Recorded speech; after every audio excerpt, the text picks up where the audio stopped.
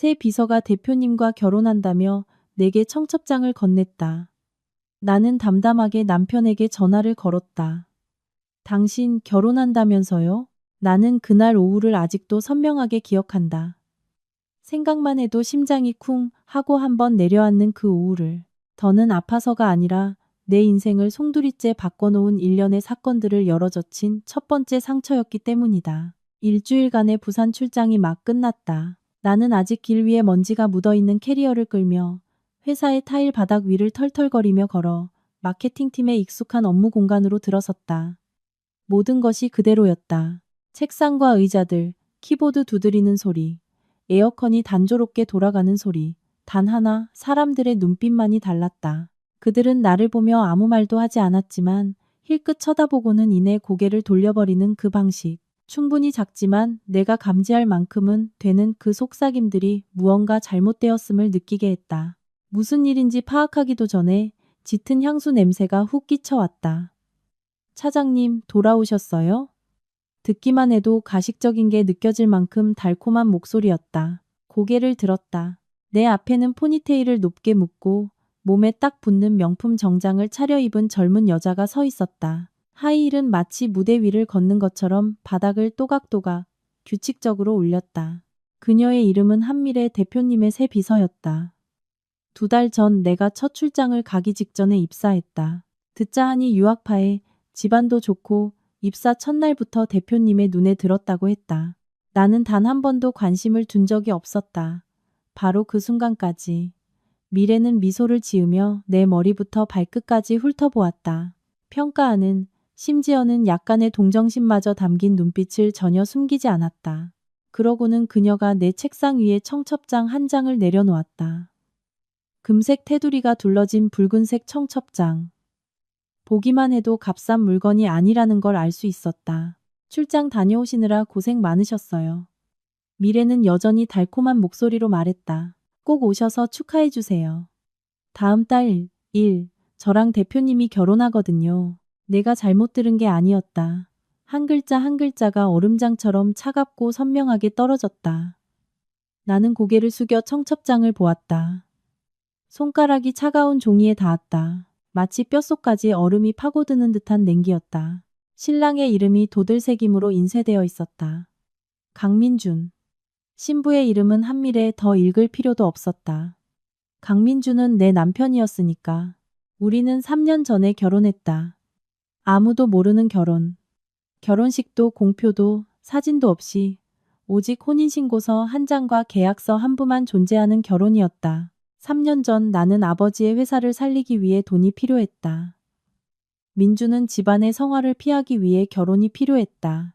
우리는 3년간 서로의 사생활에 간섭하지 않고 각자의 삶을 살며 3년 뒤에는 각자의 길을 가기로 합의했다. 나는 그가 최소한의 원칙은 지킬 줄 알았지만 착각이었다. 일주일. 내가 회사를 비운단 일주일 만에 그는 다른 여자를 들인 것도 모자라 그녀와 결혼을 공표하고 전 직원 앞에서 심지어 법적 아내인 내게까지 청첩장을 보낸 것이다. 나는 청첩장을 꽉 쥐었다. 손가락이 떨렸지만 간신히 평정을 유지했다. 고개를 들어 미래를 똑바로 쳐다보며 입꼬리를 살짝 올렸다. 축하해요. 공기처럼 가벼운 2단어였지만 그녀를 잠시 멈칫하게 만들기엔 충분했다. 그러자 그녀는 마치 큰 전투에서 승리한 사람처럼 환하게 웃었다. 축하해 주실 줄 알았어요. 인연이라는 게 오면 막을 수가 없잖아요. 미래가 말했다. 민준 씨가 그러는데 자기 스타일은 저 같은 사람이래요. 젊고 재미있는 차장님처럼.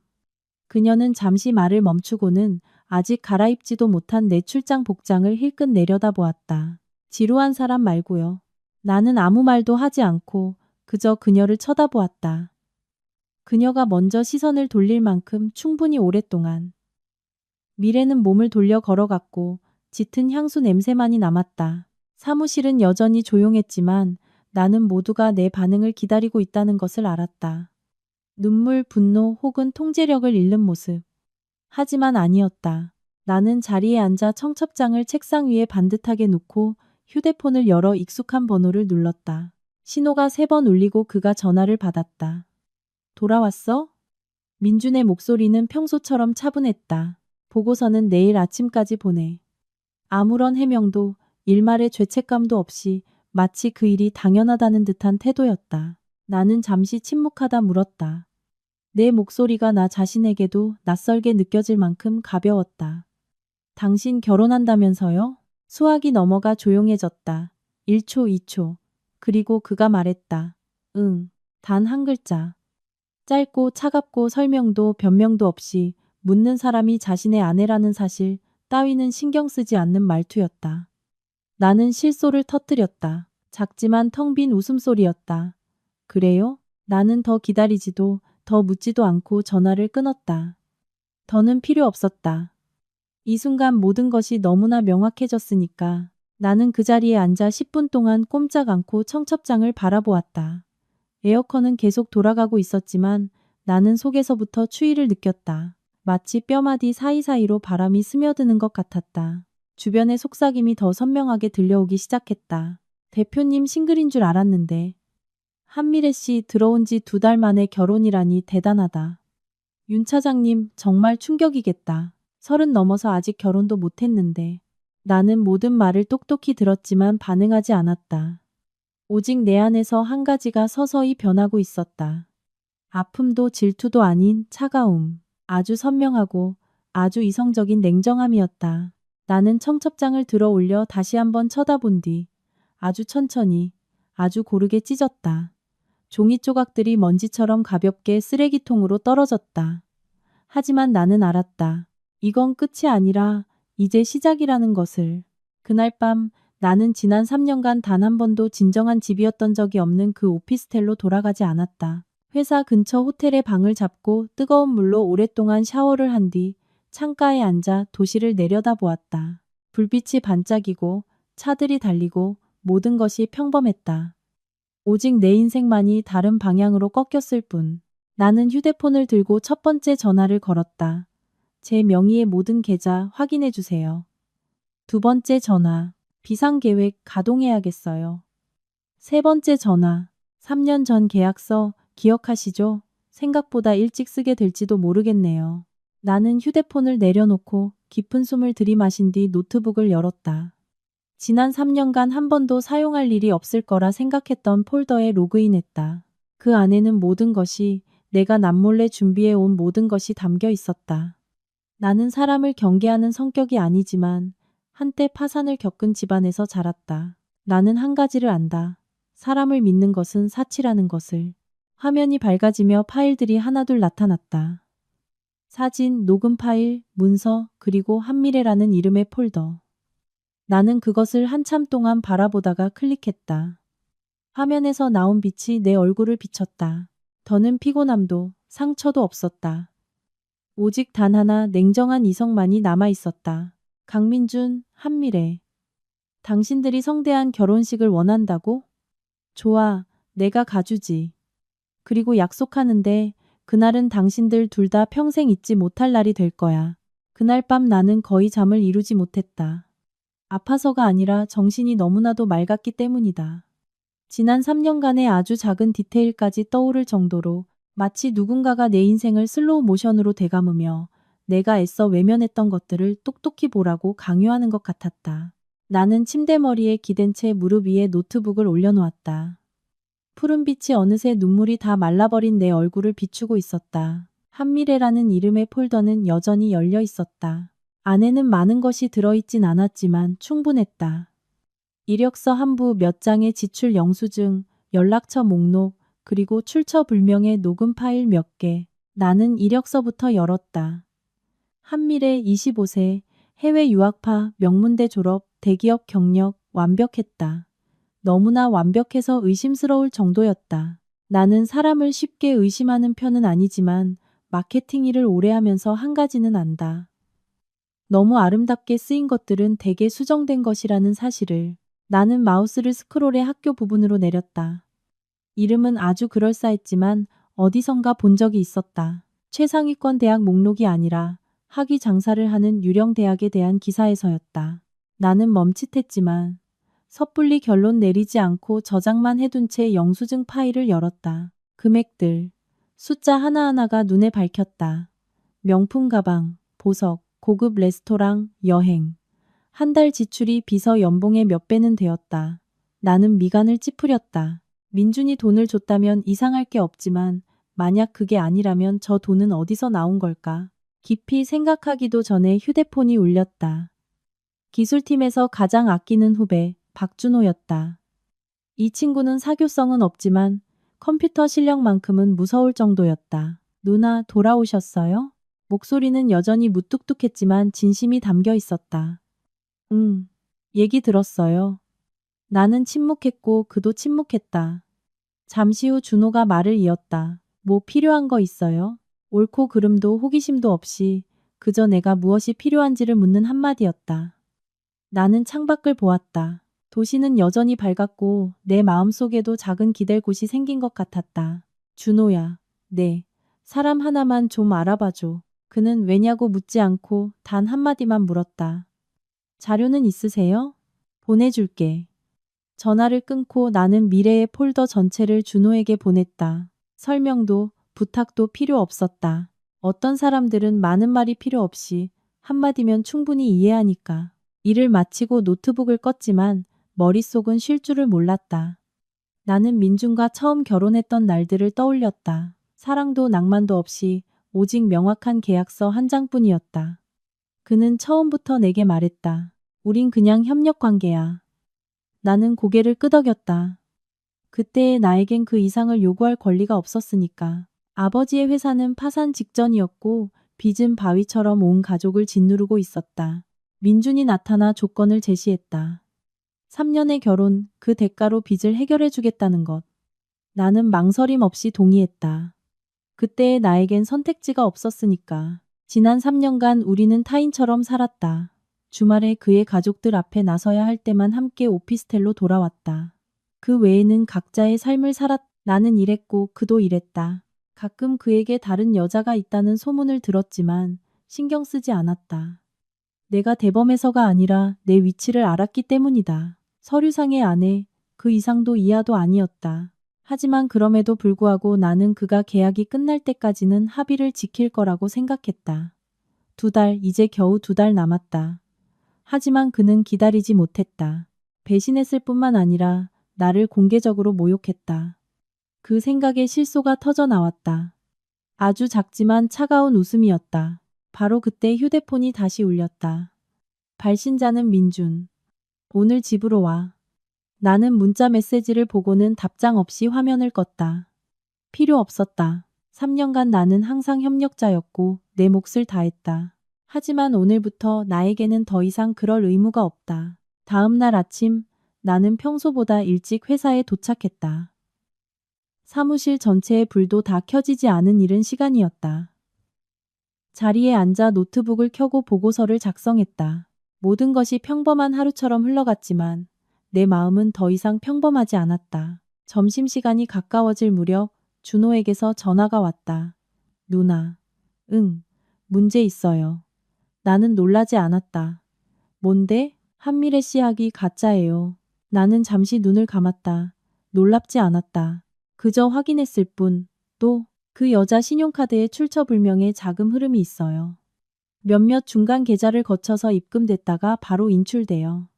나는 가볍게 손을 쥐었다. 계속해. 준호는 잠시 침묵하더니 말했다. 그리고 누나가 직접 들어봐야 할 게 있어요. 파일 하나가 전송되었다. 나는 파일을 열었다. 소음이 약간 섞여 있었지만 목소리는 충분히 선명했다. 미래의 목소리, 달콤하지만 짜증이 가득했다. 그 여자, 언제까지 둘 거예요? 심장이 멎는 것 같았다. 민준의 차가운 목소리가 울렸다. 계약 끝날 때까지 기다려. 미래가 웃었다. 난 그 여자가 회사에 있는 거 보기 싫은데. 민준이 답했다. 신경 쓸 거 없어. 잠시 침묵이 흐르고 미래가 말을 이었다. 아니면 우리 그냥 결혼 일찍 해버릴까요? 그 여자한테 자기 위치나 알려주게. 나는 휴대폰을 꽉 쥐었다. 손가락 끝이 하얗게 질렸다. 그리고 민준의 목소리가 아주 선명하게 들렸다. 그래. 단 2글자. 하지만 모든 것이 우발적인 게 아니라 계획된 것이었음을 이해하기에 충분했다. 결혼식은 그저 결혼을 위한 것이 아니라 나를 공개적으로, 모욕적으로 내쫓기 위한 수단이었다. 나는 더 듣지 않고 파일을 껐다. 더는 필요 없었다. 나는 이해했으니까. 아주 똑똑히. 나는 자리에서 일어나 화장실로 갔다. 거울 속의 나를 보았다. 얼굴은 그대로였다. 울지도 약해지지도 않았다. 단지 눈빛이 달라져 있었다. 아버지께서 하셨던 말씀이 떠올랐다. 서연아, 질수는 있어도 남이 널 짓밟게 놔두지는 마라. 3년 전 나는 고개 숙이는 것을 택했지만 오늘은 똑바로 설 것이다. 나는 자리로 돌아와 앉아 노트북을 열고 이메일을 작성했다. 수신이는 내가 유일하게 믿는 김태욱 변호사.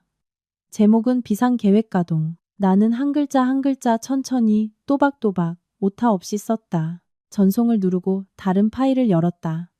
손님 명단. 총무팀에서 막 보낸 대표님의 결혼식 준비를 위한 명단이었다. 나는 이름 하나하나, 직책 하나하나를 훑어내렸다. 협력사, 주주, 가족, 나는 멈춰섰다. 입꼬리가 살짝 올라갔다. 아주였지만 이번에는 차갑지 않고 날카로운 미소였다. 좋아. 나는 속삭였다. 이왕 크게 버릴 거라면 내가 더 크게 만들어주지. 나는 노트북을 덮고 허리를 꼿꼿이 폈다. 창밖으로 해가 높이 떠오르고 있었다. 새로운 하루. 하지만 나에게 이것은 더 이상 평범한 하루가 아니었다. 시작의 날이었다. 내가 지지 않을 게임의 시작. 그날 아침 김태욱 변호사에게 이메일을 보낸 후 나는 몇 분간 아무것도 하지 않았다. 무엇을 해야 할지 몰라서가 아니었다.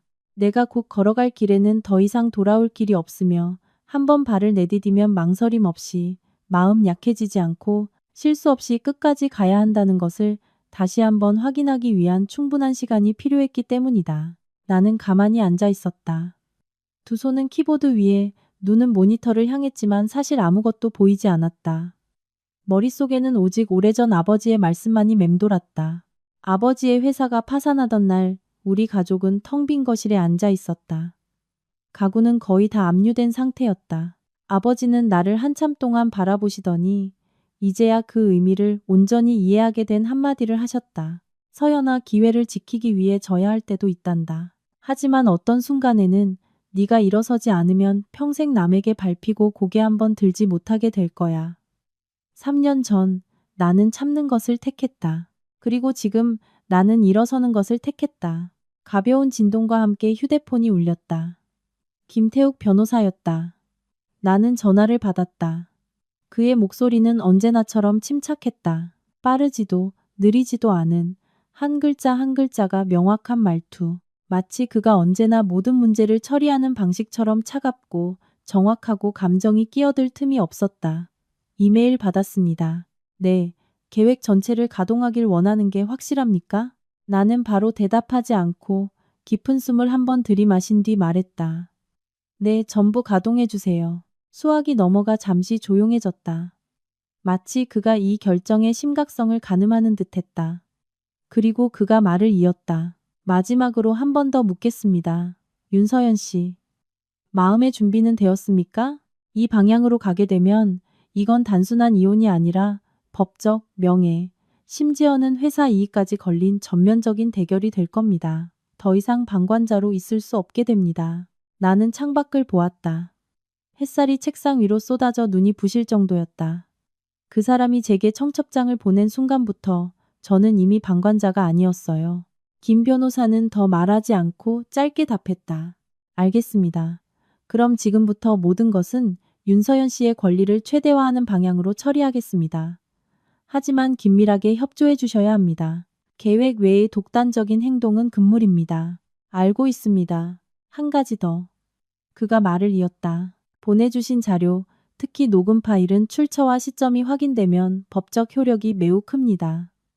하지만 편집본이 아닌 원본이 필요합니다. 최대한 빨리 보내드리겠습니다. 네.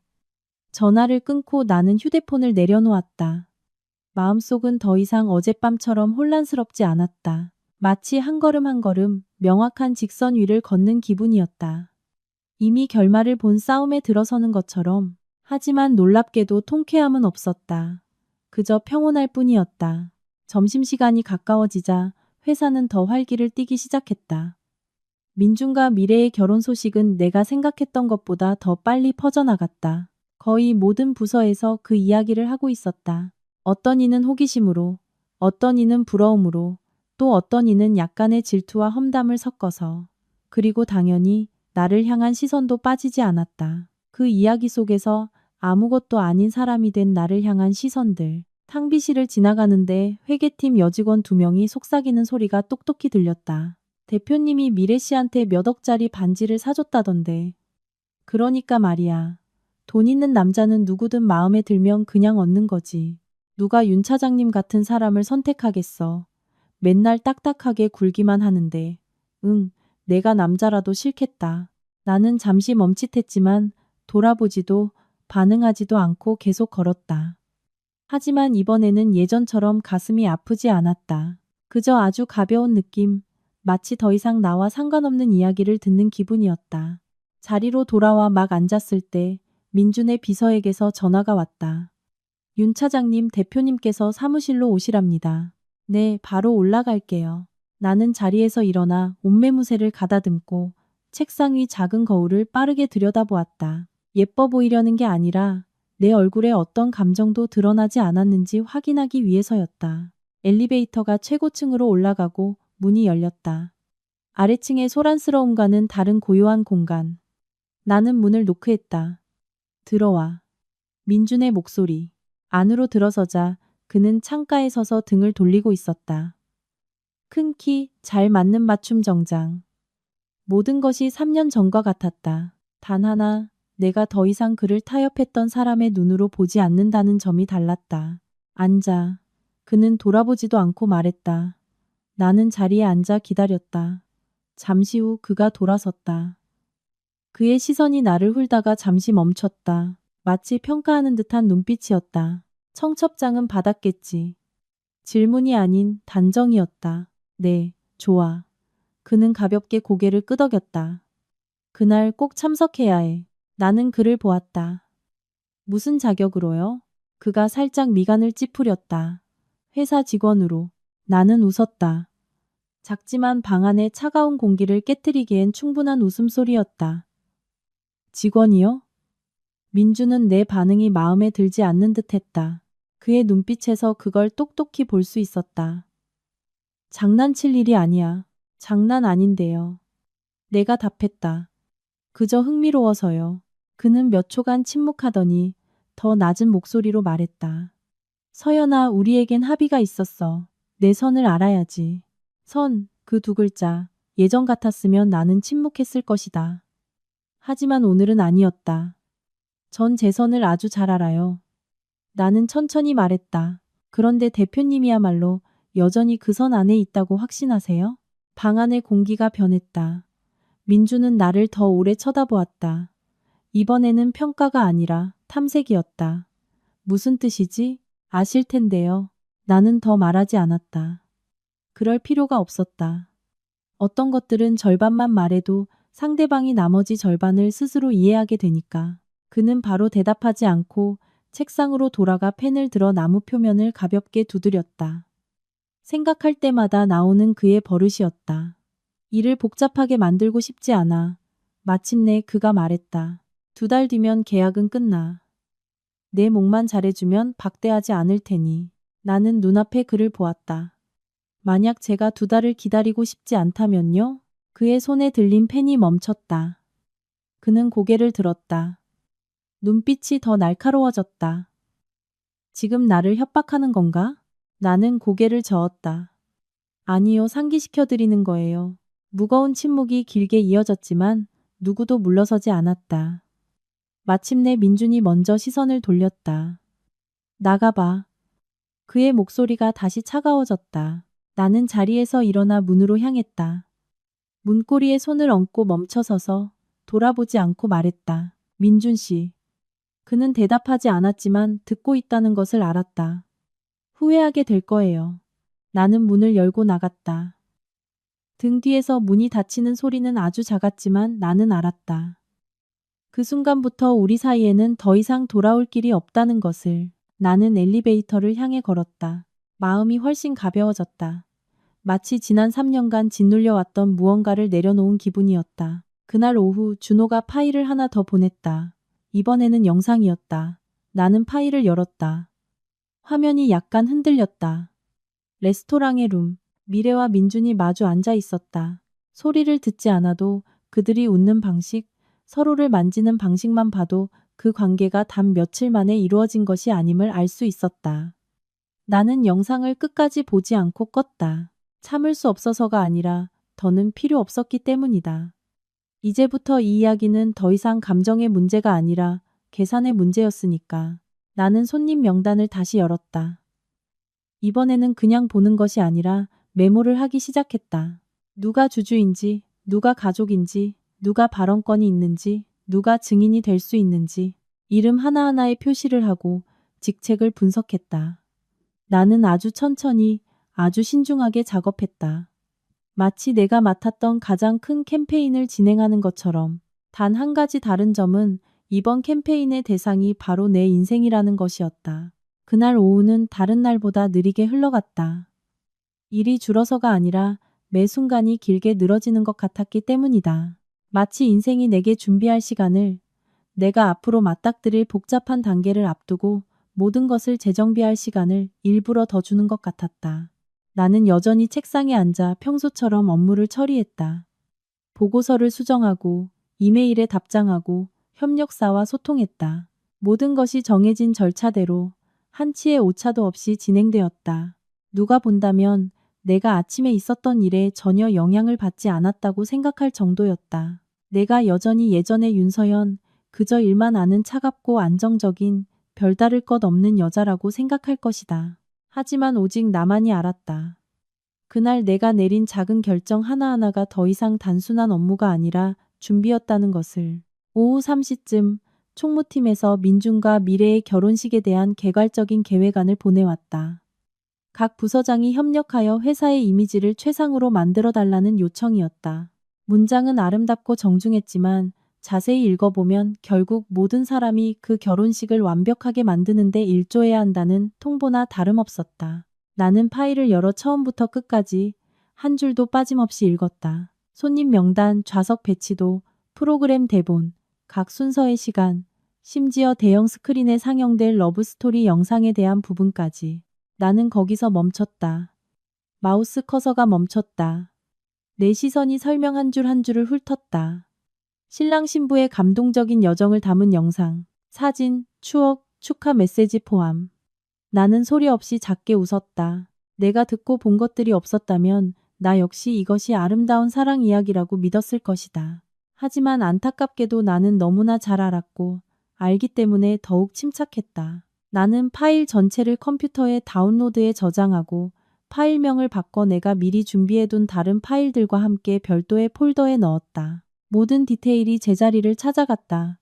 마치 체스 말처럼 그저 놓일 때를 기다리고 있을 뿐이었다. 바로 그때 휴대폰이 울렸다. 엄마였다. 나는 잠시 발신자 이름을 바라보다가 전화를 받았다. 네, 엄마. 엄마의 목소리는 익숙했지만 오늘은 무언가 조금 느렸다. 마치 말을 꺼내기 전에 고심하는 듯했다. 서연아, 바쁘니? 아니요, 말씀하세요. 듣자 하니 내 회사에서 무슨 큰 결혼식이 있다던데 맞니? 나는 잠시 침묵했다. 소문은 정말 빨랐다. 네, 있어요. 엄마는 바로 묻지 않으셨다. 언제나처럼 내가 먼저 말하기를 기다리셨다. 하지만 이번에 나는 더 말하지 않았다. 마침내 엄마가 가볍게 한숨을 쉬셨다. 너랑 관련 있는 일이니? 나는 창밖을 보았다. 저녁 햇살이 부드러워져 있었다.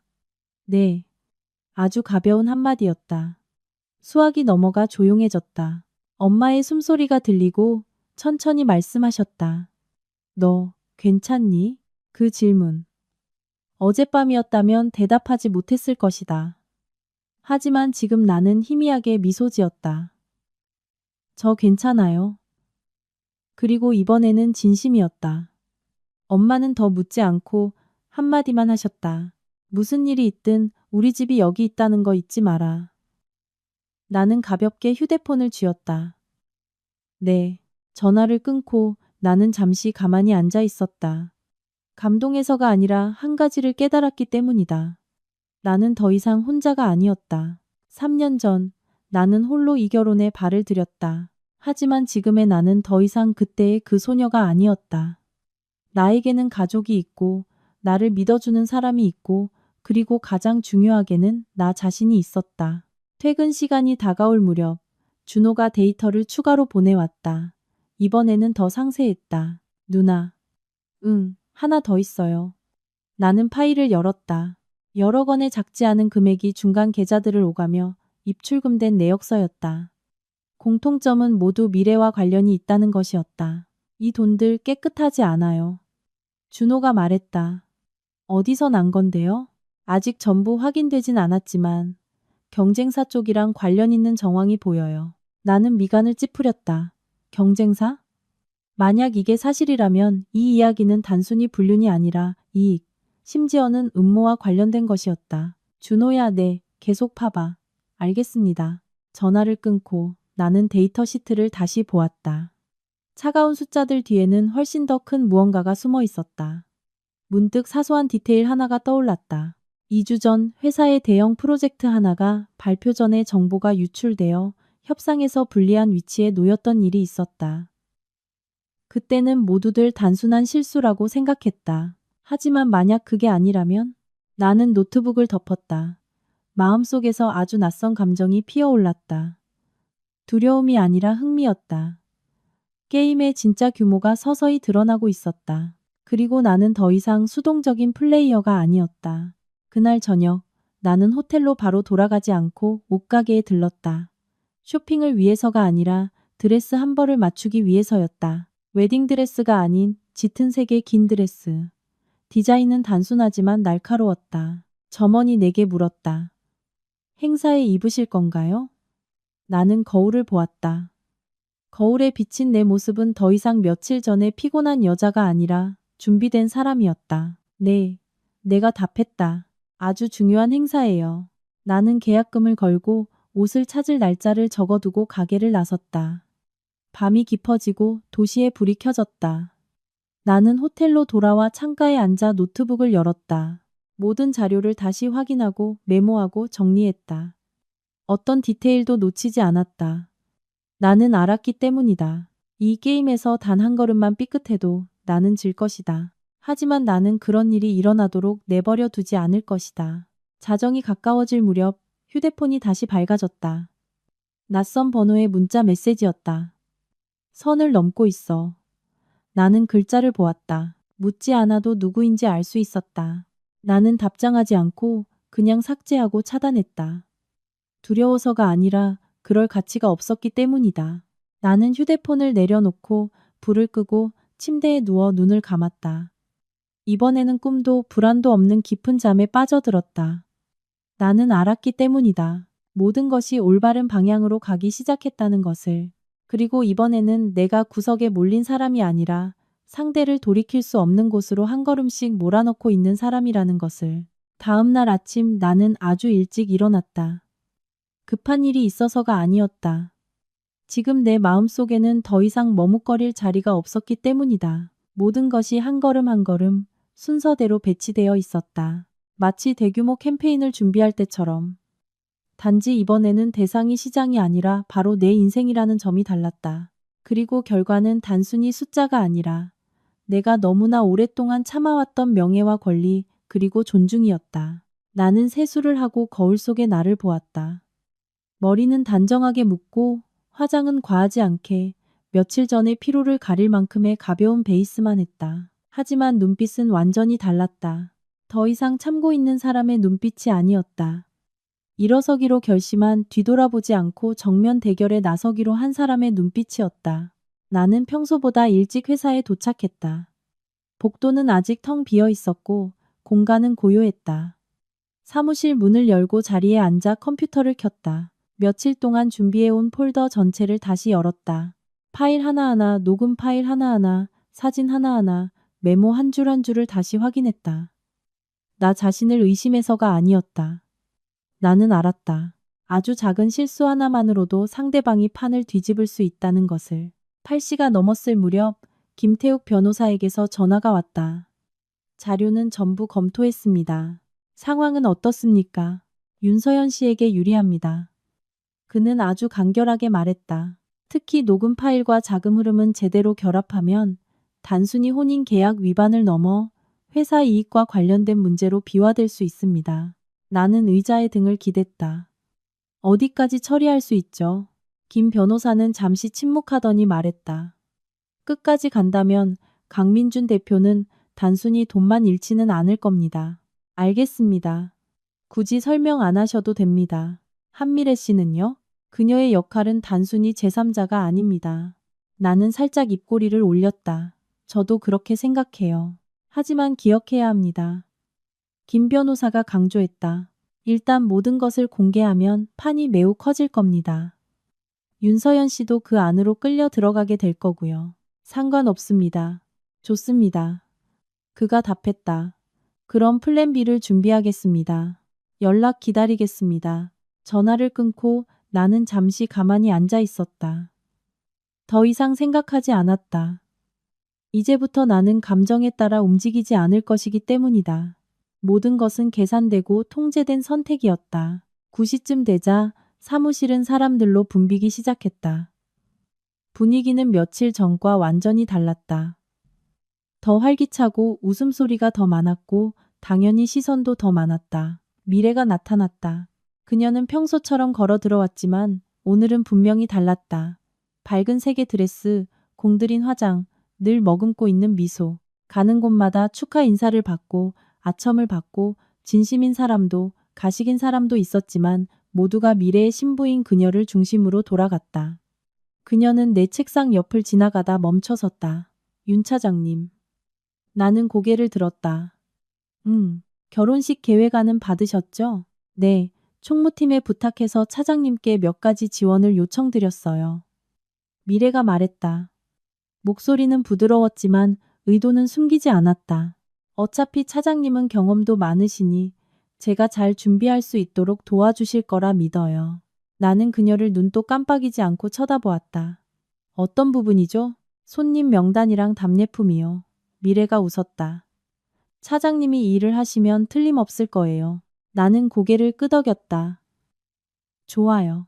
내 대답에 그녀는 약간 놀란 듯했다. 아마도 내가 거절하거나 다른 반응을 보일 거라고 생각했겠지. 하지만 나는 그러지 않았다. 내가 수락해서가 아니라 나에게 필요했기 때문이다. 손님 명단 전체를 파악하기 위해 바로 그 일이 필요했다. 더 깊이 접근하기 위해 바로 그 위치가 필요했다. 미래는 더 말하지 않고 웃으며 돌아섰다. 하지만 가기 전에 그녀는 몸을 살짝 기울여 나만 들릴 만큼 작은 목소리로 말했다. 꼭 오셔야 해요. 차장님을 위해 아주 특별한 자리를 마련해뒀으니까요. 나는 대답하지 않고 그저 그녀의 뒷모습을 바라보았다. 특별한 자리라. 나는 작게 웃었다. 정말 특별하겠지. 하지만 그녀가 생각하는 방식과는 다를 것이다. 오전 내내 나는 손님 명단에 집중했다. 정리를 위해서가 아니라 분류를 위해서였다. 누가 민준의 가족인지, 누가 중요한 협력사인지, 누가 이사회에서 발언권이 있는지, 누가 압력을 가할 수 있는지. 나는 이름 하나하나에 표시하고 메모하고 내가 가진 정보와 비교하고 대조했다. 서서히 그림이 나타났다.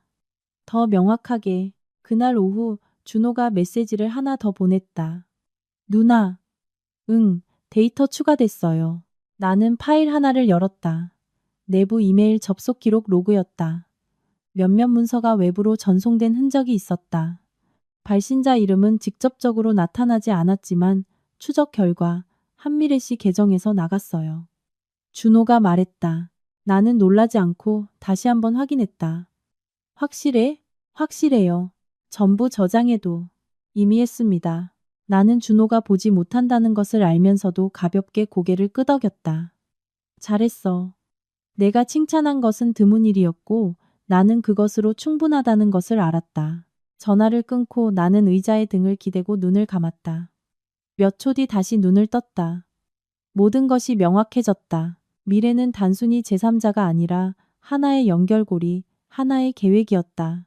그녀 자신의 계획일 수도 있고 아닐 수도 있다. 하지만 그건 더 이상 중요하지 않았다.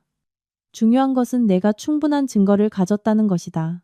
그날 저녁 시어머니에게서 전화가 왔다. 지난 3년간 몇 번밖에 만나지 않았고 만날 때마다 짧은 식사, 의례적인 질문, 그리고 그녀가 전혀 숨기지 않는 평가의 눈빛뿐이었던 그 사람이었다. 나는 전화를 받았다. 네, 어머님. 그녀의 목소리는 우리 엄마보다 훨씬 더 차갑게 울렸다. 서연아, 무슨 일이 일어나고 있는지 알고 있니? 알고 있습니다. 그녀는 침묵하더니 말했다. 어떻게 할 생각이니? 이 질문은 단순하지 않았다.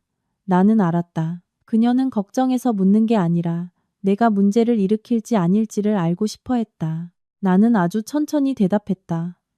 제가 해야 할 일을 할 겁니다. 그녀가 한숨을 쉬었다. 신중하게 생각해라. 이건 가족과 회사에 관련된 일이야. 내 개인적인 일이 아니란다. 나는 그녀가 보지 못한다는 것을 알면서도 미소 지었다. 3년 전 그 합의서에 서명할 때 저는 이미 가족을 생각했습니다. 나는 잠시 멈췄다가 말을 이었다. 그리고 지금은 제 자신을 생각하고 있습니다. 수학이 넘어가 침묵했다. 이전보다 더 길었다. 그리고 그녀가 낮은 목소리로 말했다. 너 변했구나. 나는 부정하지 않았다. 네. 전화를 끊고 나는 휴대폰을 내려놓았다.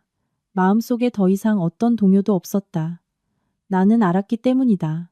내가 영원히 참을 거라고 생각했던 사람들은 틀렸다. 그날 밤 나는 계획 전체를 다시 열어 마지막으로 검토했다. 부족하지도 넘치지도 않았다. 나는 노트북을 덮고 밖을 내다보았다. 도시는 여전히 밝았지만 내 마음은 아주 고요했다. 마치 큰 폭풍 전야처럼. 모든 것이 무서울 정도로 조용했다. 하지만 나는 두렵지 않았다. 나는 알았기 때문이다. 폭풍이 닥쳤을 때 나는 굳건히 서 있을 사람이라는 것을. 그 후의 날들은 내가 생각했던 것보다 더 빨리 지나갔다. 시간이 정말로 짧아져서가 아니라 내 매일이 해야 할 일, 완성해야 할 계산, 그리고 제자리에 놓여야 할 마지막 조각들로 꽉 차 있었기 때문이다.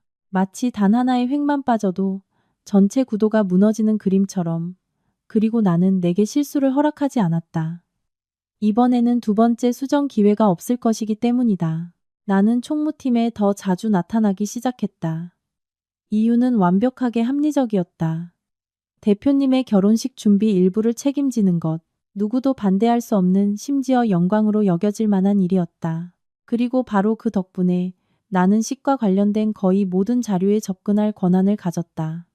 무대 설계도, 음향 및 조명 장비 목록, 분단위의 상세 대본까지 나는 모든 것을 읽고 기억하고 아주 작은 부분들을 수정했다. 아무도 눈치채지 못할 만큼 작은 부분들. 어떤 변화는 장비 플러그 위치 하나였고 어떤 조정은 영상 재생 순서 하나였다. 하지만 나는 알았다. 필요할 때가 되면 그 작은 것들이 아주 큰 차이를 만들어낼 것이라는 것을. 미래는 매일같이 나타났다. 시간이 갈수록 더 화려해졌다. 마치 자신이 주인이라고 믿는 정상을 향해 서서히 걸어가는 사람처럼. 그녀가 나를 보는 눈빛도 변했다. 더 이상 탐색이 아니라 확신, 심지어 약간의 동정심마저 담겨 있었다. 마치 그녀는 내가 마지막 남은 체면이라도 지키려는 실패자라고 단정 지은 듯했다. 어느 날 점심 내가 답례품 목록을 확인하고 있을 때 미래가 다가와 내 책상에 손을 얹었다. 몸을 살짝 숙인거리는 내가 그 익숙한 향수 냄새를 맡기에 충분했다. 차장님, 정말 열심히 하시네요. 나는 고개를 들지 않았다. 일이니까요. 전 차장님이 참여 안 하실 줄 알았는데 나는 펜을 멈추고 그녀를 올려다보았다. 왜요? 미래가 웃었다. 차장님이 불편해하실 줄 알았거든요. 나는 그녀의 눈을 아주 오랫동안 똑바로 쳐다보다가 거의 감정이 느껴지지 않을 만큼 가벼운 목소리로 말했다. 생각이 많으시네요. 미래의 미소가 아주 짧은 순간 굳었지만 내가 알아차리기엔 충분했다. 그녀는 이해하지 못했다. 내가 왜 여전히 침착한지, 내가 왜 반응하지 않는지, 그리고 바로 그 점이 그녀를 불안하게 만들기 시작했다. 하지만 그녀는 금세 그것을 감추고 똑바로 서서 책상을 가볍게 두드렸다. 어쨌든 와주시길 바라요. 물론이죠. 내가 답했다. 그리고 이번에는 그녀의 눈에 자신감이 아닌 걱정이 스쳐 지나가는 것을 똑똑히 보았다. 그날 오후 김태욱 변호사에게서 메시지를 받았다. 1단계 서류 작업 완료. 나는 바로 다시 전화를 걸었다. 진행 상황은 어떻습니까? 완벽합니다. 그가 말했다. 공개 시점만 확정해 주시면 됩니다. 나는 달력을 보았다. 결혼식까지 7일 남았다. 아직이요. 기다리고 싶어요. 김 변호사는 잠시 침묵하더니 물었다. 확실합니까? 모두가 있는 자리에서 하고 싶어요. 그는 즉시 이해했다. 알겠습니다. 그럼 현장 발표 방안을 준비하겠습니다. 하지만 기술적인 조건은 보장해 주셔야 합니다. 그건 제가 처리할 수 있습니다. 조심하십시오. 그가 덧붙였다. 강민준 대표는 만만한 상대가 아닙니다. 나는 작게 웃었다. 알고 있습니다. 전화를 끊고 나는 의자에 몸을 기댄 채 천장을 바라보았다. 민주는 만만하지 않다. 맞다. 지난 3년간 나는 그것을 너무나 똑똑히 보았다. 그는 차갑고 계산적이며 항상 남들보다 한 발 앞서 나갔다. 하지만 이번에는 내가 더 이상 뒤에 서 있지 않을 것이다. 그날 저녁 나는 오피스텔로 돌아갔다. 그립거나 해서가 아니라 필요해서였다. 오피스텔은 여전했다. 깔끔하고 차갑고 가정의 흔적은 없고 오직 합의의 흔적만 있었다. 나는 안으로 들어가 가방을 내려놓고 한 바퀴 둘러보며 하나하나 쳐다보았다. 지난 3년간 거의 손대지 않았던 물건들, 모든 것이 그대로였다. 마치 이 결혼이 존재하지 않았던 것처럼. 민주는 집에 없었다. 나는 알았고 신경 쓰지도 않았다. 나는 서재로 들어가 금고를 열고 서류철 하나를 꺼냈다. 원본, 혼인계약서, 내 서명, 그의 서명, 붉은 인장. 나는 한 장 한 장 넘기며 다시 읽었다. 잊어서가 아니라 조항, 책임, 한계, 그리고 위반 사항을 똑똑히 기억하기 위해서였다. 나는 서류를 덮어 가방에 넣고 하나를 더 꺼냈다. 작은 USB. 그 안에는 내가 준비한 모든 것의 원본이 들어 있었다. 나는 그것을 잠시 바라보다가 챙겼다. 오피스텔을 떠나기 전 나는 문가에 멈춰섰다. 돌아보지 않고 아주 작게 말했다. 이제 됐어. 누구에게도 아닌 나 자신에게 하는 말이었다. 다음 날 회사는 마지막 준비 단계에 들어섰다. 분위기는 축제 같았다. 장식, 음향, 조명, 모든 것이 서서히 완성되어 갔다. 나는 마치 내부자처럼 그곳에 있었지만 사실은 외부에서 관찰하고 기억하고 통제하고 있었다. 준호가 내게 작은 장비 하나를 건넸다. 누나, 이거 필요할 거예요. 설치할 수 있겠어? 쉬워요. 안정적이고 확실해요. 나는 고개를 끄덕였다. 고마워. 그가 웃었다. 누나, 이번에 정말 크게 하시네요. 나는 그를 보았다. 무서워? 아니요. 준호는 고개를 저었다. 그냥 그럴만하다고 생각해요. 나는 아무 말도 하지 않고 그의 어깨를 가볍게 두드렸다. 결혼식 전날 밤 나는 많은 것을 하지 않았다. 서류를 다시 확인하지도 누구에게 더 전화하지도 않았다. 나는 그저 방 안에 홀로 앉아 이미 걸려있는 드레스를 바라보았다. 짙은 색, 단순하지만 충분했다. 나는 지난 3년을 떠올렸다. 하루하루 일 하나하나 내가 침묵을 택했던 모든 순간, 3년만 버티면 끝나라고 스스로에게 되뇌었던 모든 순간. 하지만 나는 틀렸다. 참는다고 평온해지는 것이 아니었고 물러선다고 지켜지는 것이 아니었다. 어떤 사람들은 당신이 일어서야만 당신이 짓밟을 수 있는 존재가 아니라는 것을 안다. 나는 자리에서 일어나 드레스에 손을 댔다. 가볍지만 단단했다. 마치 지금의 나 자신처럼 더 이상 약하지도 망설이지도 않고 오직 명확할 뿐이었다. 내일 나는 갈 것이다. 하객도 직원도 아닌 모든 것을 끝낼 사람으로. 결혼식 날 아침은 내가 생각했던 것보다 더 빨리 왔다. 시간이 빨리 흘러서가 아니라 한 사람이 충분히 오랫동안 준비했을 때 마주해야 할 순간은 더 이상 두려운 것이 아니라 마치 이미 열려있는 문과 같아지기 때문이다. 그저 내가 통과하기만 하면 되는 문. 그리고 나는 아주 낯선 마음가짐으로 그 문을 통과했다. 긴장도 떨림도 증오도 없이 오직 거의 절대적인 고요함만이 있었다. 나는 알람 없이 이른 시간에 잠에서 깼다. 창밖의 빛이 커튼에 닿자마자 눈을 떴다. 잠시 가만히 누워 규칙적이고 느리게 서두르지 않는 내 심장 소리를 들었다. 마치 지금의 나 자신이 충분한 파도를 겪어 어떤 싸움은 시끄럽지 않아도 이길 수 있다는 것을 그저 충분히 확신하기만 하면 된다는 것을 이해하게 된 것처럼 나는 침대에서 내려와 세수하고 머리를 빗었다. 모든 동작이 느리고 서두르지 않았다. 마치 평범한 하루를 준비하는 것처럼. 하지만 나는 똑똑히 알았다. 오늘은 내 인생의 그 어떤 날과도 같지 않을 것이라는 것을. 짙은 색의 드레스가 반듯하게 걸려 있었다. 나는 그것을 내려입고 옷매무새를 가다듬었다.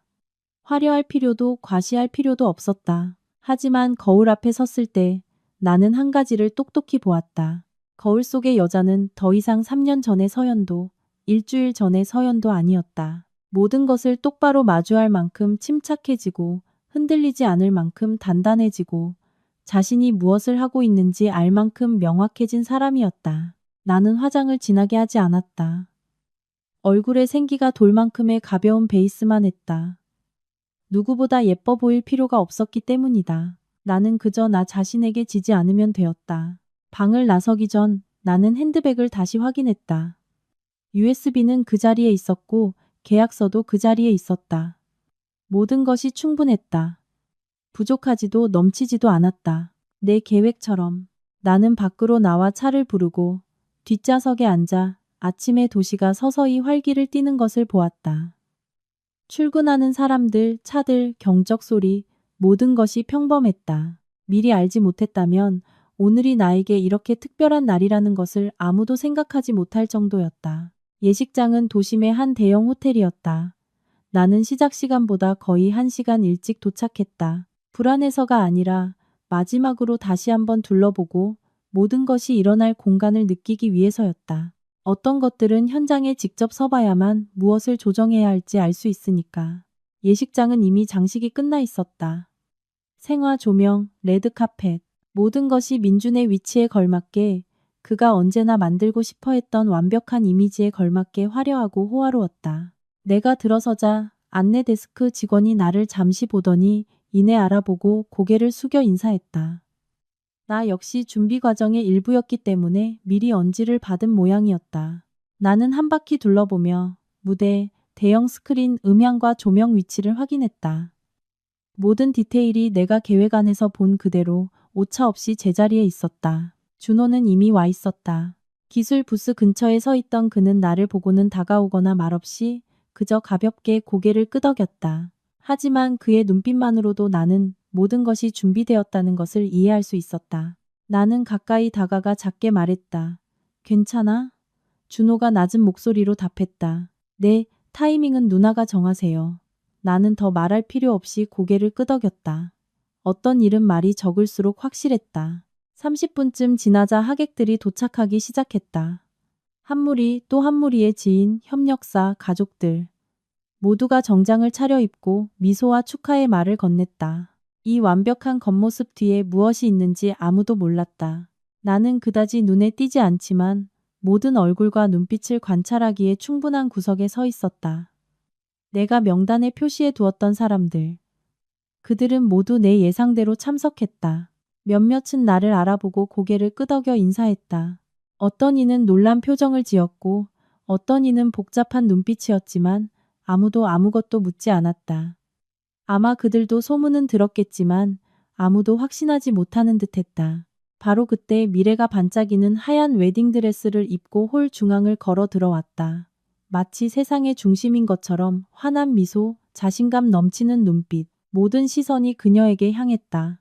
그리고 그 순간 진실을 몰랐다면 누구나 그녀가 행복한 신부라고 생각했을 것이다. 그녀는 나를 보고 잠시 멈칫하더니 내게로 똑바로 걸어왔다. 윤 차장님. 목소리는 여전히 달콤했지만 나는 약간의 긴장을 감지했다. 이렇게 일찍 오실 줄은 몰랐네요. 나는 그녀를 머리부터 발끝까지 훑어보고는 눈을 마주쳤다. 중요한 날인데 늦을 수는 없죠. 그녀가 웃었지만 미소는 이전처럼 자연스럽지 않았다. 그럼 꼭 제자리에 앉아주세요. 차장님을 위해 특별히 마련한 자리니까요. 기억할게요. 나는 아주 가볍게 답했다. 미래는 무언가 더 말하고 싶은 듯 잠시 더 서 있다가 돌아섰다. 주변에 하객이 너무 많아서일 수도 있고 어쩌면 그녀가 더 이상 주도권을 쥐고 있다는 확신이 없어져서일 수도 있다.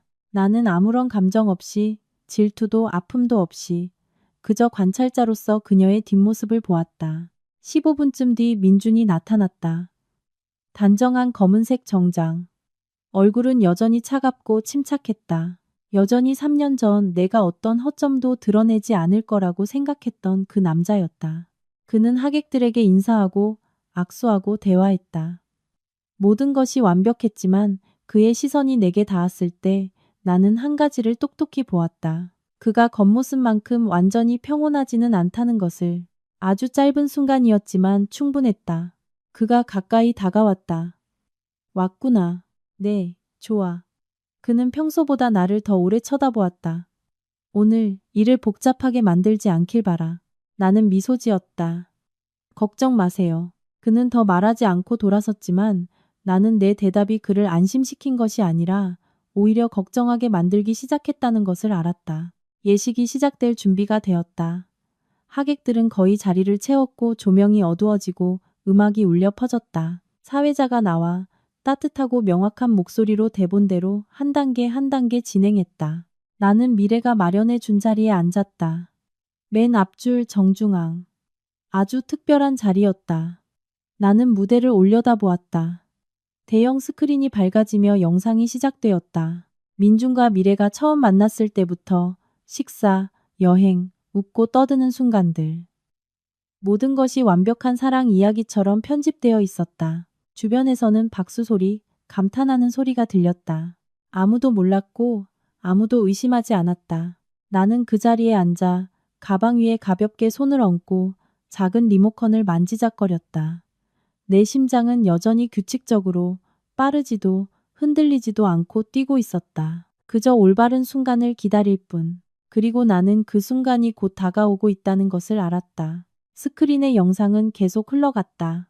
부드럽게 스쳐 지나가는 프레임들, 부드러운 조명, 감정을 최고조로 끌어올리는 음악이 식장 전체를 낭만과 감탄의 분위기로 가득 채웠다. 감탄하는 소리, 무대를 향한 시선들. 모든 것이 그들이 준비한 완벽한 시나리오대로 흘러가고 있었다. 내가 손에 쥔 것이 없었다면 아마 나 역시 그 분위기에 휩쓸려 이것이 진정으로 축복받을 이야기라고 믿었을지도 모른다. 나는 등을 꼿꼿이 세우고 앉아 핸드백 위에 가볍게 두 손을 얹었다. 손가락이 작은 리모컨에 닿아 있었다. 내 심장 박동은 여전히 규칙적이었다. 빨라지지도 느려지지도 않았다. 마치 내 안의 모든 것이 감정이 아닌 이성이 결정하는 절대적인 균형 상태로 조절된 것 같았다. 무대 위에서 미래는 민준에게 기대어 있었다. 그녀의 미소는 환했고 눈가는 살짝 젖어 있었다. 정말로 감동해서인지 조명 탓인지는 알 수 없었지만 다른 사람들이 보기에는 행복에 겨운 신부의 모습이었다. 민주는 그녀의 어깨에 손을 얹은 채 앞을 보고 있었다. 언제나처럼 침착하고 통제된 모습. 하지만 나는 그의 속내가 그렇지 않다는 것을 알았다. 그의 시선이 몇 번이나 내가 앉아있는 객석 쪽을 훑었기 때문이다. 영상이 클라이맥스로 접어들었다. 해변에서의 프러포즈 장면. 불꽃이 터지고 음악이 고조되었다. 사회자는 사랑, 운명, 선택에 대한 익숙한 멘트를 시작했다. 한마디 한마디가 듣는 이로 하여금 이것이 아름다운 여정의 결실이라고 믿게 하도록 계산된 말들이었다. 바로 그때 나는 버튼을 눌렀다. 아주 가볍지만 충분한 누름. 스크린이 아주 짧은 순간 멈칫했다. 객석의 몇몇이 기술적인 문제라고 생각하며 고개를 갸웃거릴 만큼의 짧은 순간이었다. 그리고 화면이 바뀌었다. 더 이상 바다도 꽃도 완벽한 미소도 없었다. 대신 몰래 촬영된 각도가 약간 낮고 조명도 좋지 않지만 충분히 선명한 영상이 나타났다. 한 레스토랑의 룸, 식탁, 미래와 민준. 음악은 사라지고 오직 목소리만 울려 퍼졌다. 그 여자 언제까지 둘 거예요? 미래의 목소리는 더 이상 달콤하지 않고 짜증이 가득했다. 식장 전체가 숨을 죽였다. 나는 희미한 숨소리와 의자가 살짝 움직이는 소리까지 들을 수 있었다. 무대 위에서 미래는 굳어버렸다. 민준도 마찬가지였다. 그의 목소리가 스크린에서 울려 퍼졌다. 계약 끝날 때까지 기다려. 공간이 얼어붙는 것 같았다. 아무도 말하지 않았고 아무도 웃지 않았다. 오직 영상만이 계속되었다. 난 그 여자가 회사에 있는 거 보기 싫은데. 신경 쓸 거 없어. 아니면 우리 그냥 결혼 일찍 해버릴까요? 그래. 마지막 두 글자가 무겁게, 아주 무겁게 떨어졌다. 마치 방금 전까지 쌓아 올렸던 모든 위선의 못을 박는 것 같았다. 나는 자리에서 일어났다. 서두르지도 급하지도 않게 한 걸음 한 걸음 앞으로 나아갔다. 조명은 여전히 무대를 비추고 있었지만 이제 많은 시선이 나에게로 옮겨와 있었다. 나는 무대로 올라가는 길목에 다가가 당황한 스태프의 손에서 마이크를 건네받고 무대로 올라섰다. 눈부시지 않고 그저 선명한 조명 아래 서서 나는 객석을 내려다보고 민준을 그리고 미래를 쳐다보았다. 내 목소리는 크지 않았지만 충분히 선명하게 울려 퍼졌다. 여러분, 죄송합니다.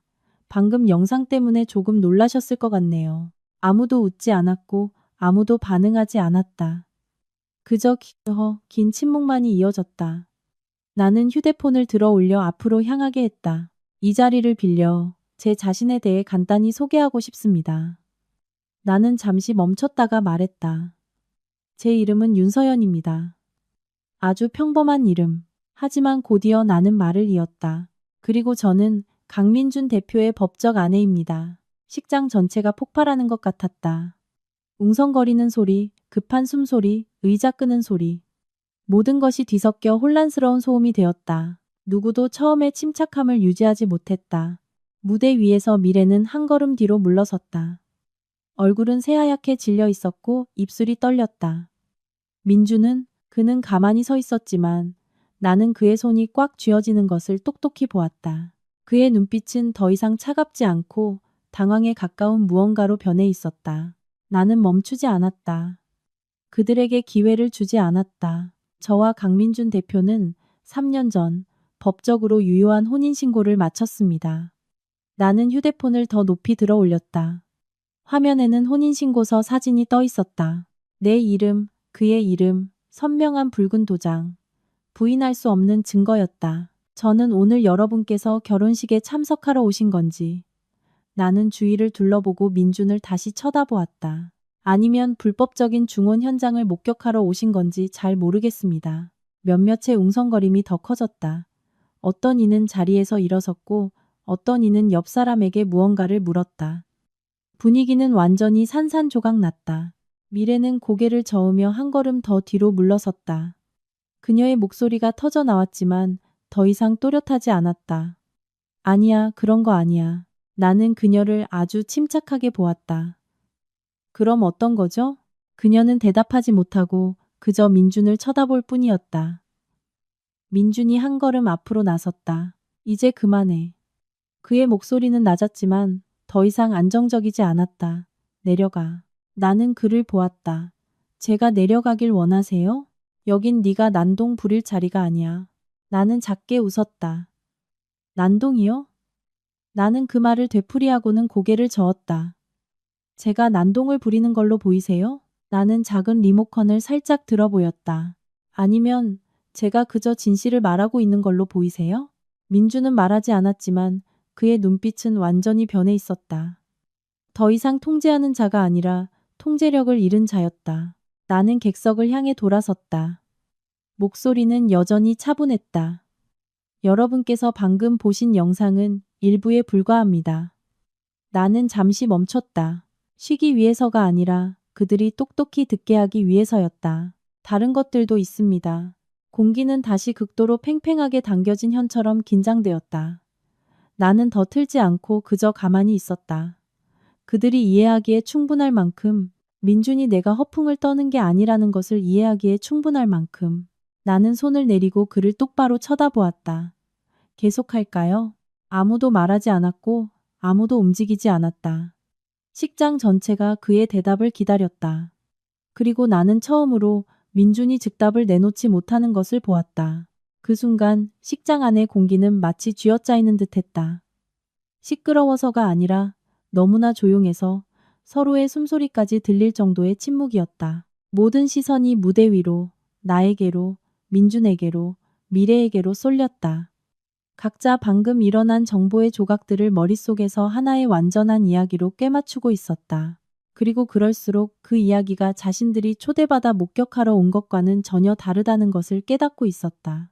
민주는 꼿꼿이 서서 필사적으로 평정을 유지하려 했었지만 나는 그의 눈빛이 변하는 것을 똑똑히 보았다. 익숙한 냉정함이 아니라 분노와 경계, 그리고 미처 감추지 못한 약간의 당황이 섞인 복잡한 무언가였다. 미래는 거의 서 있지도 못할 지경이었다. 손으로 드레스 자락을 붙잡고 얼굴은 화장으로도 가릴 수 없을 만큼 창백했다. 그녀의 시선은 마치 구원을 기다리는 사람처럼 나와 민준 사이를 계속 오갔다. 나는 서둘러 말을 잇지 않았다. 나는 알았다. 지금은 많은 말이 필요 없다는 것을 이미 말한 것만으로도 이 무대 전체를 무너뜨리기에 충분했다. 내가 필요한 것은 리듬을 유지하고 통제권을 쥐어 모든 것이 내가 계산한 방향으로 흘러가게 하는 것이었다. 앞줄에 앉아있던 나이 지긋한 남성 한 분이 먼저 일어섰다.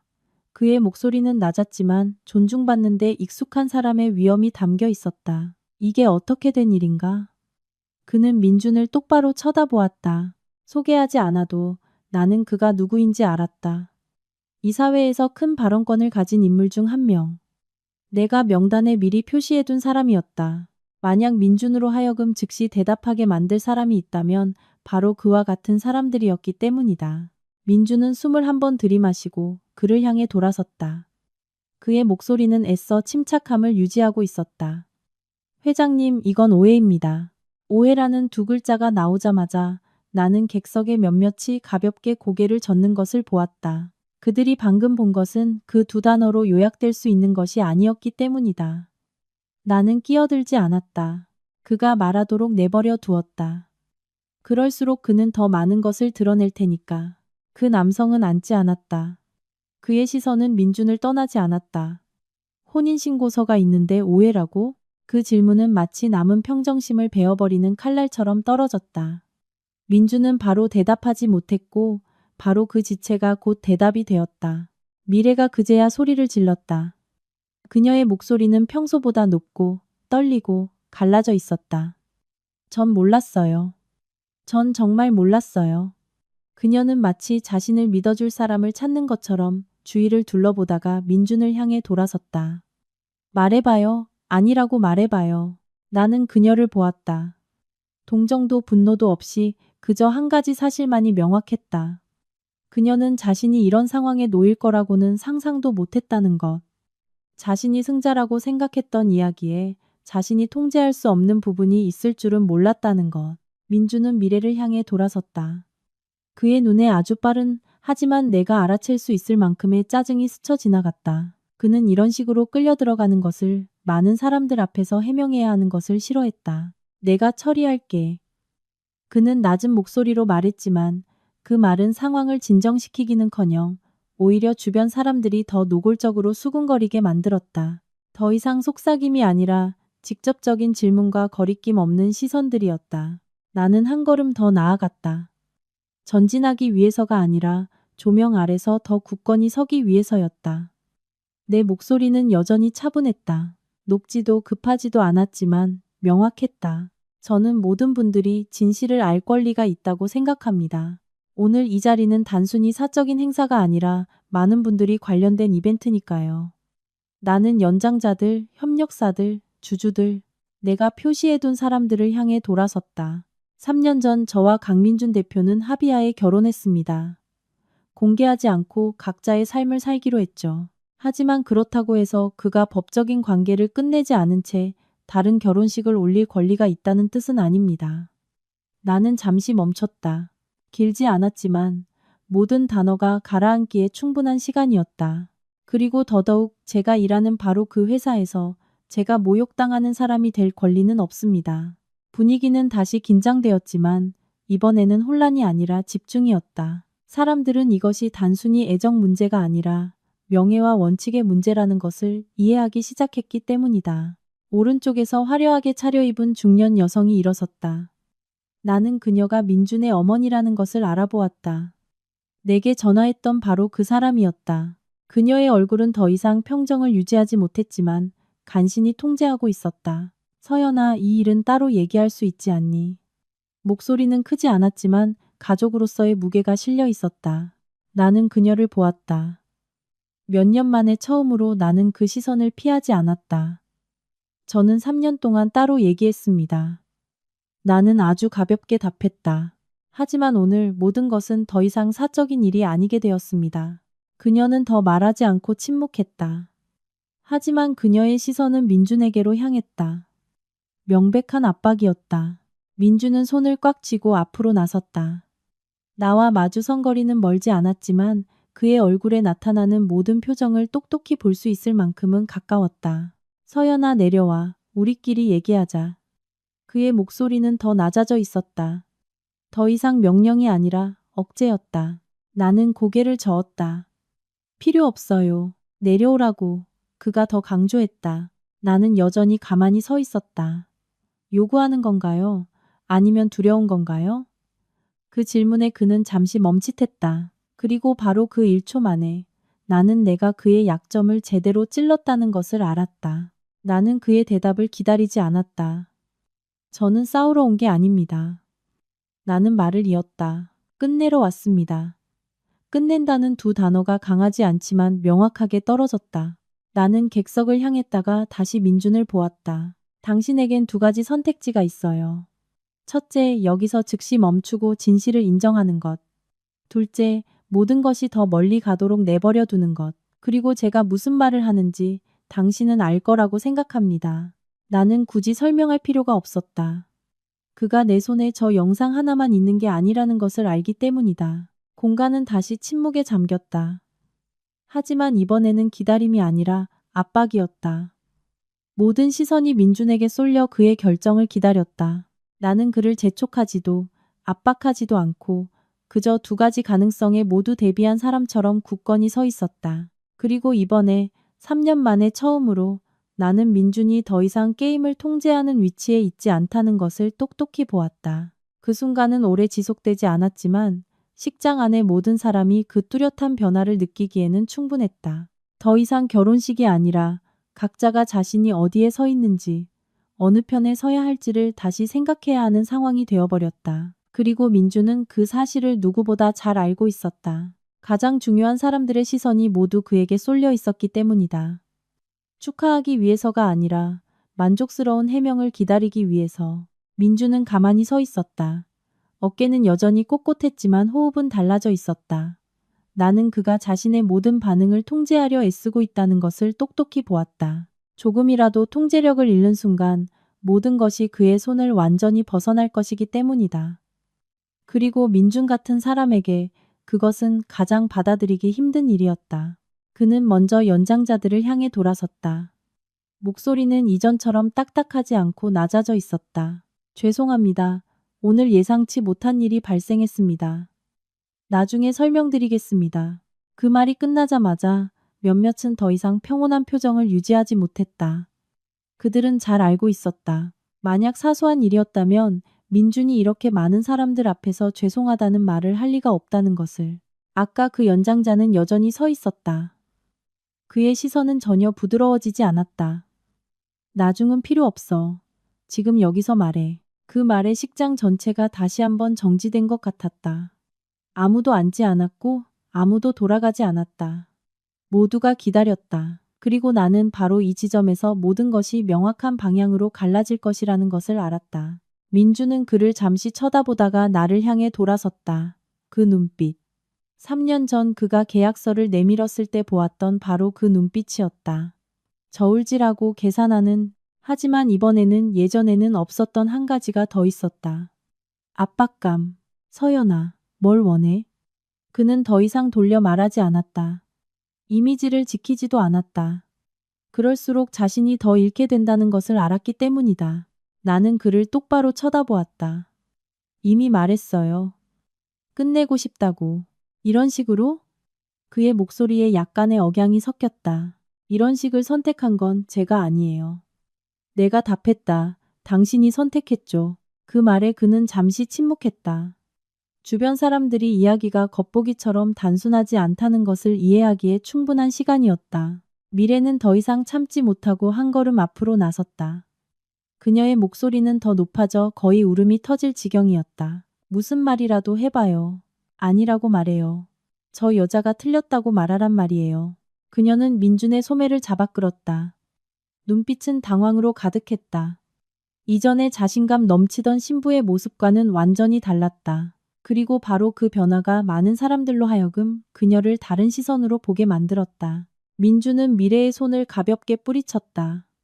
강하지 않았지만 단호했다. 아주 작은 행동이었지만 지금 이 순간 그가 더 이상 그녀의 체면을 지켜줄 생각이 없다는 것을 보여주기엔 충분했다.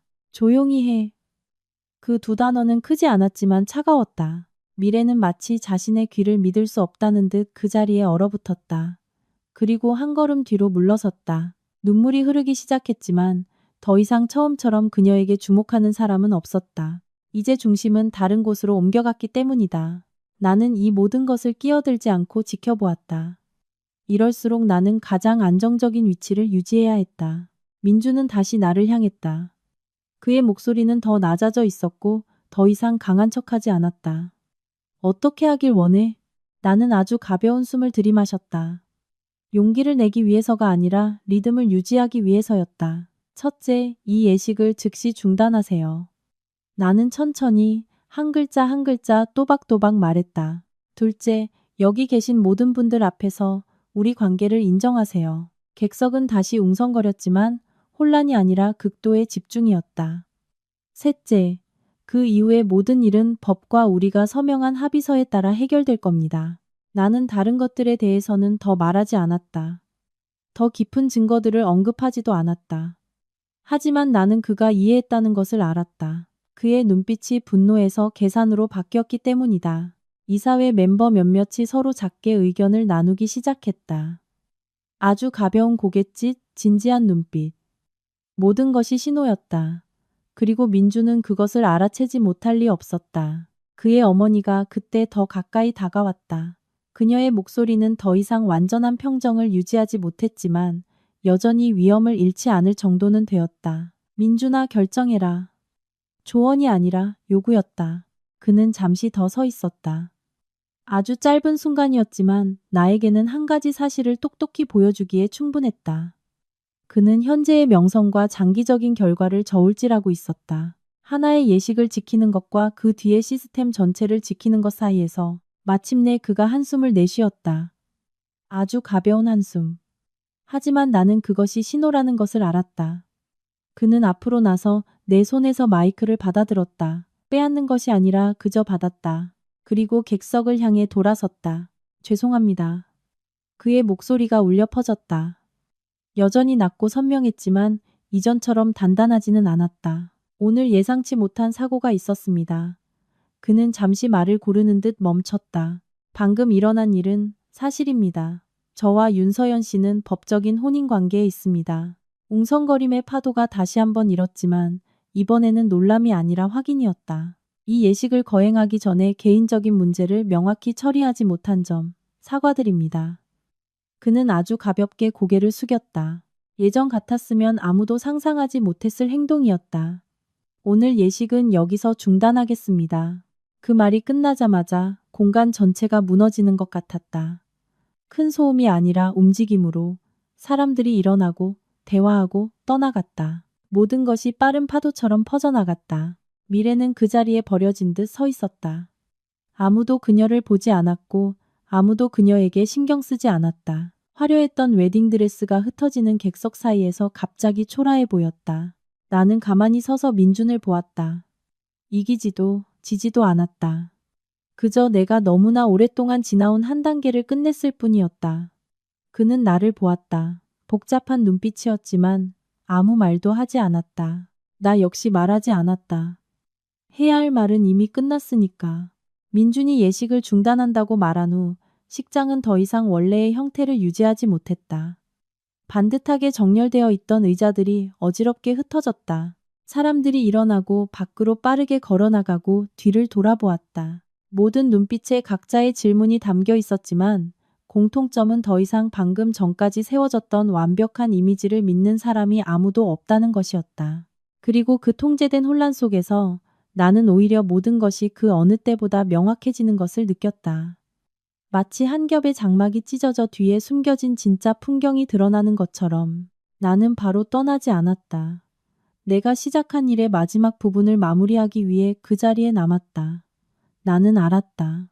지금 떠나면 모든 것은 그저 취소된 예식, 스캔들, 사람들이 입에 올릴 이야기거리로 끝날 것이다. 하지만 조금 더 머무른다면 나는 이것을 누구도 왜곡할 수 없는 명확한 결말로 만들 수 있었다. 민주는 마이크를 내려놓고 그 자리에 가만히 서 있었다. 그의 주위에는 각기 다른 시선들이 있었다. 실망한 사람, 불쾌한 사람, 그리고 그저 자신들이 믿었던 인물을 다시 평가하는 사람들. 미래는 여전히 그 자리에 서 있었다. 두 손으로 드레스를 꽉 쥐고 눈은 붉어졌지만 소리내어 울지는 못했다. 마치 자신이 방금 무슨 일을 겪었는지, 자신이 곧 얻게 될 것이라 믿었던 모든 것이 단 몇 분 만에 사라졌다는 것을 아직 받아들이지 못한 사람 같았다. 나는 무대에서 내려와 앞으로 걸어갔다. 빠르지도 느리지도 않은 아주 단단한 걸음걸이.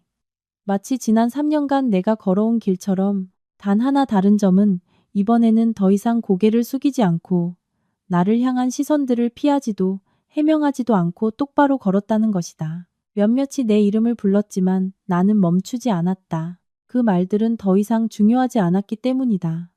중요한 것은 내가 할 말을 다 했다는 것이었다. 내가 문에 거의 다다랐을 때 민준의 어머니가 불렀다. 서연아. 목소리는 크지 않았지만 내가 멈추기엔 충분했다. 내가 더 이상 그녀의 통제하에 있어서가 아니라 듣고 싶었기 때문이다. 이번에는 며느리로서가 아니라 동등한 한 사람으로서. 나는 그녀를 향해 돌아섰다. 그녀는 조금 더 가까이 다가왔다. 그녀의 눈빛은 이전처럼 날카롭지 않고 무언가 무거운 것이 내려앉아 있었다. 이렇게까지 하는 게 그럴 만한 가치가 있었니? 그 질문은 책망도 그렇다고 걱정도 아니었다. 마치 모든 것이 자신의 통제 범위를 벗어났다는 것을 인정하는 말 같았다. 나는 그녀를 오랫동안 쳐다보다가 대답했다. 3년 전 저도 가치가 없다고 생각했던 적이 있습니다. 나는 잠시 멈췄다가 말을 이었다. 하지만 오늘 제가 이렇게 하지 않았다면 앞으로는 더욱 가치가 없어졌을 겁니다. 그녀는 더 말하지 않고 침묵했다. 그저 아주 가벼운 한숨을 내쉴 뿐이었다. 마치 더 이상 아무것도 바꿀 수 없다는 것을 깨달은 사람처럼 나는 그녀에게 고개를 숙여 인사하고 돌아섰다. 예식장을 빠져나왔다. 바깥 공기는 완전히 달랐다. 햇살은 여전히 밝았고 차는 달리고 사람들은 걸었다. 안에서 방금 큰일이 일어났다는 것을 아무도 몰랐다. 그리고 바로 그 평범함이 내 안의 변화를 더 뚜렷하게 느끼게 했다. 더 이상 무겁지 않고 붙잡혀 있지 않은 마치 너무나 오랫동안 메고 있던 것을 막 풀어낸 듯한 아주 가벼운 느낌. 휴대폰이 울렸다. 김태욱 변호사였다. 지켜보고 있었습니다. 보셨군요. 잘했습니다. 그는 간결하게 말했다. 다음 단계 바로 진행할까요? 나는 하늘을 올려다보았다. 빛이 눈에 곧장 쏟아졌지만 나는 피하지 않았다. 진행해 주세요. 서류는 오늘 바로 접수됩니다. 오후에 가서 서명하겠습니다. 네. 전화를 끊고 나는 그 자리에 잠시 더 서 있었다. 아무것도 하지 않고 그저 이 순간을 온전히 느끼기 위해 서 있었다. 승리의 순간이 아니라 끝의 순간. 다른 사람이 정해준 한계 속에서, 인내 속에서 살아온 한 시절의 끝. 오후에 나는 김 변호사의 사무실로 갔다. 다시 약속을 잡을 필요도 더 준비할 것도 없었다. 모든 것이 이미 준비되어 있었기 때문이다. 김 변호사는 내게 깔끔하게 정리된 두꺼운 서류철을 건넸다. 항목별로 명확하게 정리되어 있었다. 혼인 계약 위반부터 관련된 다른 문제들까지 전부 정리했습니다. 나는 서류를 받아 열어보았다. 한 장 한 장 넘겼다. 확인하기 위해서가 아니라 모든 것이 제 법적 위치를 찾아 들어간 것을 똑똑히 보기 위해서였다. 서명만 하시면 됩니다. 김 변호사가 말했다. 나는 망설임 없이 펜을 들고 서명했다. 흔들림 없는 선명한 획. 펜을 내려놓고 나는 그를 보았다. 감사합니다. 김 변호사가 고개를 끄덕였다. 가장 어려운 부분은 윤서연 씨가 직접 하셨습니다. 나는 작게 웃었다. 아니요, 가장 어려웠던 건 3년 전이었어요. 그는 더 묻지 않고 서류철을 덮었다. 오늘 이후로 모든 것은 절차에 따라 진행될 겁니다. 알고 있습니다. 나는 자리에서 일어나 가방을 들고 떠나려 했지만 김 변호사가 불렀다. 서연 씨. 나는 돌아섰다. 후회하지 않으십니까? 그 질문에 나는 잠시 멈칫했다. 길지 않았지만 나 자신에게 마지막으로 한번 물어보기에 충분한 시간이었다. 나는 고개를 저었다. 아니요. 그리고 이번에는 확신했다. 나는 법률 사무소를 나섰다. 하늘은 더 부드러워져 있었다. 햇살은 강하지 않았고 바람은 부드러웠다. 모든 것이 평범한 날과 같았다. 하지만 나는 알았다. 오늘부터 내 인생은 다른 장으로 넘어갔다는 것을. 더 이상 누군가에게 붙여진 이름으로 뒤에 서 있는 사람으로 사는 것이 아니라 나는 나였다. 그것만으로 충분했다. 그 후의 날들은 내가 생각했던 것보다 더 빨리 지나갔다. 모든 것이 단축되어서가 아니라 한 번 덮을 수 없을 정도로 터져버린 일은 그 뒤에 모든 것이 누구도 더 이상 되돌릴 수 없는 궤도를 따라 저절로 굴러가기 때문이다. 그리고 나는 그저 내 자리에 서서 내가 시작한 것을 제대로 하기만 하면 나머지는 저절로 제 결과에 도달할 것이었다. 예식이 취소된 소식은 거의 즉시 퍼져나갔다. 공식적인 언론 보도가 필요 없었다. 그날 그 자리에 있었던 사람들이 서로에게 말하는 것만으로 충분했다. 한마디 한마디가 더해지고 빠졌지만 핵심은 변하지 않았다. 중단된 결혼식, 나타난 아내, 하나의 영상, 드러난 진실. 이 모든 것은 회사 전체와 관련자들이 모를 수 없는 이야기가 되기에 충분했다. 다음 날 아침 퇴사 전 마지막 절차를 마무리하기 위해 회사로 돌아갔을 때 분위기는 완전히 달라져 있었다. 이전처럼 활기찬 웃음소리도 훔쳐보는 듯한 시선도 없었다. 대신 정면으로 마주치는 시선들이 있었다. 어떤 이는 고개를 끄덕였고 어떤 이는 피했고 어떤 이는 무언가 말하고 싶어 하다가 그만두었다. 모두가 일종의 조심스러움을 담고 있었다. 일어난 일 이후로 그들은 내가 더 이상 자신들이 마음대로 평가할 수 있는 사람이 아니라는 것을 이해했기 때문이다. 나는 복도를 지나갔다. 걸음걸이는 평소와 같았다. 빠르지도 느리지도 않았다. 하지만 이번에는 한 걸음 한 걸음이 다른 느낌이었다. 더 이상 내가 적응해야 하는 공간을 걷는 것이 아니라 내가 곧 떠날 곳을 지나가는 느낌. 더 가볍고 더 명확했다. 준호는 이미 내 책상에서 기다리고 있었다. 나를 보자마자 바로 일어섰다. 그의 눈에는 호기심과 존경심이 섞여 있었다. 누나. 나는 고개를 끄덕였다. 응. 그는 주위를 둘러보고 목소리를 낮췄다. 그날 밑에서 보는데 소름 돋았어요. 나는 작게 웃었다. 내 몫을 잘해줬잖아. 그가 머리를 극적이며 웃었다. 전 그냥 지원만 했죠. 주인공은 누나였잖아요. 나는 더 말하지 않았다.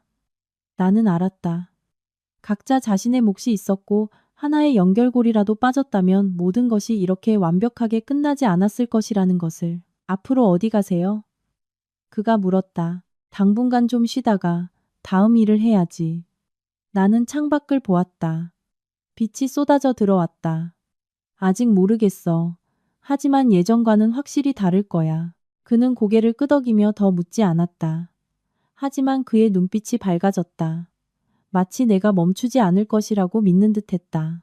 나는 짐을 쌌다. 많지 않았다. 개인 서류 몇 개, 작은 물건 몇 개. 모든 것이 가방 하나에 들어갔다. 여기서 3년간 일한 결과가 결국 이것뿐이었다. 하지만 나는 아쉽지 않았다. 내가 가져가는 것은 물건이 아니라 경험과 교훈, 그리고 내 자신의 변화였기 때문이다. 내가 떠나려 할 때 민준의 비서가 다가왔다. 윤 차장님, 대표님께서 뵙고 싶어 하십니다. 나는 그녀를 보고 고개를 끄덕였다. 네. 더 이상 놀라지도 피하지도 않았다. 나는 위층으로 올라갔다. 예전에는 들어갈 때마다 조심해야 하고 예의를 지켜야 하고 거리를 둬야 한다고 스스로에게 상기시켰던 그곳.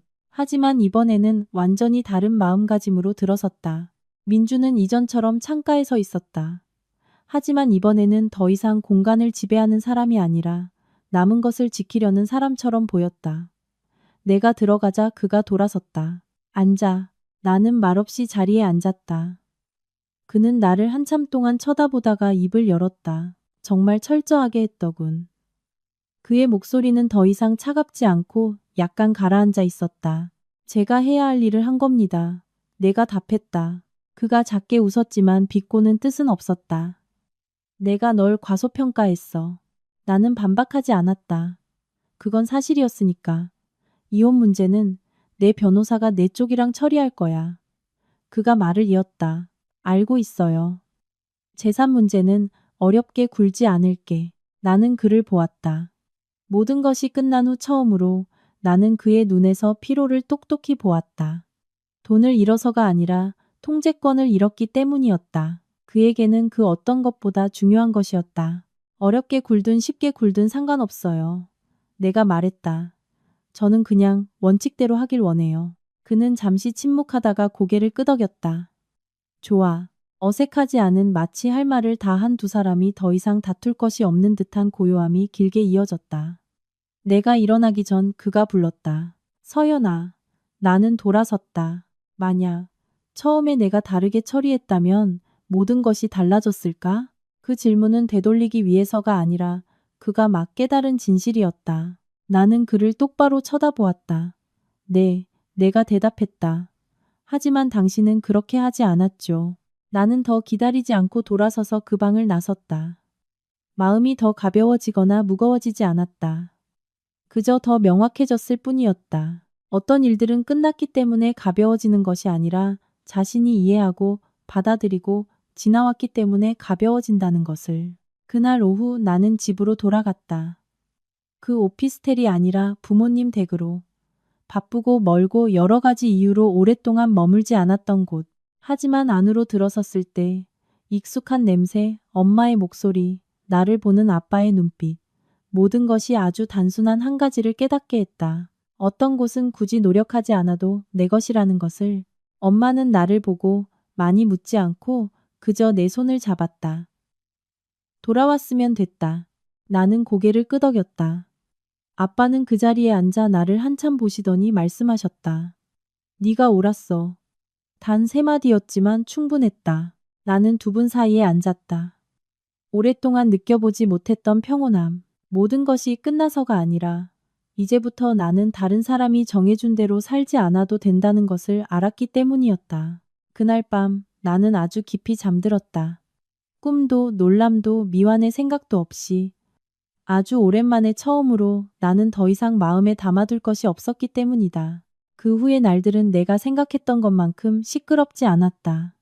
더 이상 큰 사건도 격렬한 대립도 오가는 말도 없었다. 모든 것은 제 순서대로 느리지만 확실하게 진행되었다. 마치 물이 빠져나가 원래 드러나야 할 것들이 드러나는 것처럼.